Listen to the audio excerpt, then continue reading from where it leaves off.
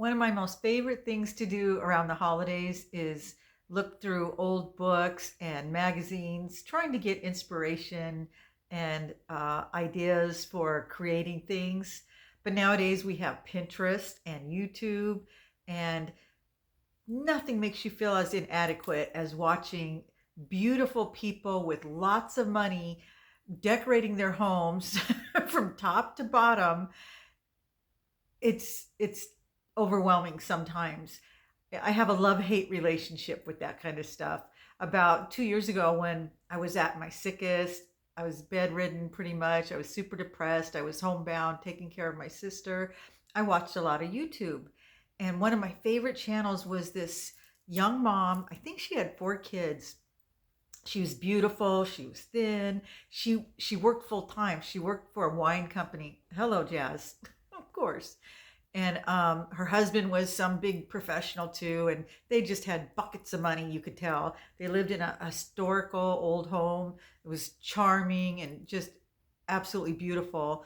And she would show you how she would decorate from top to bottom. First, she'd clean, and that was a major ordeal. But she would do all her cleaning, and then she would decorate, and everything was just like, you know, she didn't shop at the Dollar Tree or the 99-cent store or Walmart like me, but it was still I loved watching her. And not only did she decorate her house like just incredible, every room, all the bathrooms, all the bedrooms, even the laundry room, you know what I mean? Just every room.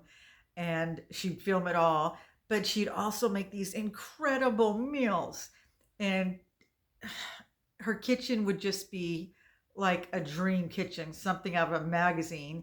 And she looked amazing. She's got, heels on and her hair done just like out in the 50s, like they used to. And she's wearing a cute little apron and everything's just perfect. She didn't show her kids though. I do respect that. But she was cooking for her kids and her husband, and she'd make these elaborate fancy meals, and she'd tell you how these were all so simple and blah blah blah, and it was ingredients that I don't have, so I don't know. But anyway, I liked watching her because it was just like, I don't know, I guess I had hoped that maybe someday I could aspire to be like that.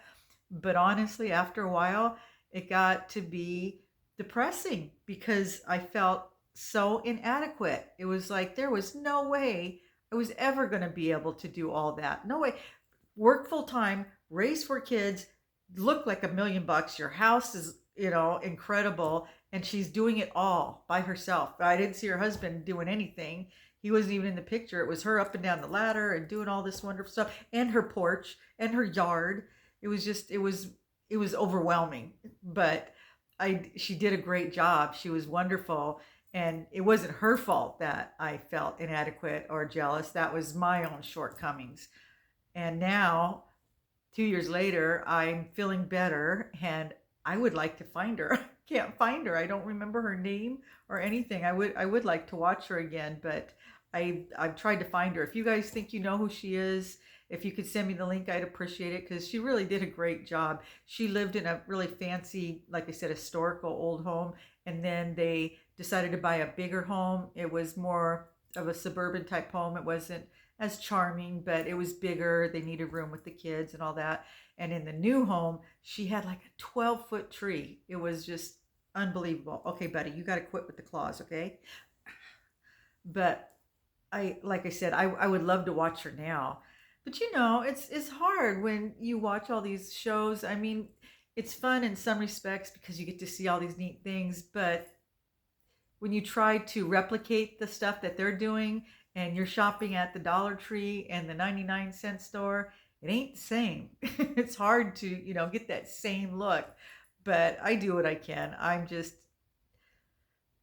eclectic. I'm eclectic. I collect stuff, all throughout the year. When I see something I think is pretty or that might work, I grab it, and then I just hope and pray that it all works, and it usually does. I end up, putting it all together. And I was so sad when the 99-cent store closed because that's where I got a lot of my holiday decorations. Now it's just the Dollar Tree, and the Dollar Tree is not quite the same. The 99-cent store was more like an upper class Dollar Tree because they had a lot of stuff that wasn't just 99 cents. But the Dollar Tree is trying to do that now too. So anyway, Yeah, so now I'm trying to find inspiration, and I'm, like I said, I'm in a better frame of mind, so I can handle that. But still, you have to be careful when you watch that stuff because it is, they're putting on their best, what is it, putting their best face on or whatever for YouTube, and I get that. I mean, I try to do the same thing, except I ain't even in the same league as them, so it's a whole different ball game with me. Oh, look, the light went on. That means there's a fox or something. Why don't you go out there and see? Go see. Go, look, there's a raccoon out there. Look, Jazz. He's too smart for me. But what was I saying? Squirrel. um yeah, about feeling inadequate and not being able to do the same things that some of these people on YouTube do, but that's why we watch them, right? You know, we watch them because they are different and they're doing all these awesome, wonderful things. We don't want to watch people like us. We want to see, what the other side is like. And there's a lot of wonderful channels and there's a lot of inspiration, but you just have to remember that that's not the majority. I don't think. I think the majority of people, oh, somebody sent me something. The majority of the people are like me, just regular workaday people, and they just shop at thrift stores and Walmart and Dollar Tree, and you just do what you can do, right? I I'm happy with what I've done, but when I see the stuff that they do, I'm like, wow. And there's some homes, oh my God, they're just, it would take me the entire year to set up what they set up. She did, one year she did all these like white trees. This might help you find her if you can. She did like these white trees with the lights on them in her bedroom, and then she put down like cotton batting so it looked like snow on the floor. And I can't remember how many trees she put up, like 20. It was incredible, and she made her bedroom look like a winter wonderland, like a forest. It was amazing and it was beautiful. But like I said, I it made me feel bad because it's like, when, for one, I didn't have the energy to do all that she did. Now I could probably do that kind of stuff, but my God, I don't have that kind of money. I mean, each one of those trees are like $30, and she probably had 20 of them. And that was just in her bedroom. And then, she decorated her hallway and the kids' bedrooms and the bathrooms. And like I said, the laundry room. She probably did the garage. It was insane, but it was fun. It was fun to look at. And like I said, it's fun to get ideas, and you do what you can do. And I do like to decorate, so it's fun for me to watch that stuff. But like I said, I got to be careful because there's some of them that are so far out there that they really make you feel like crap.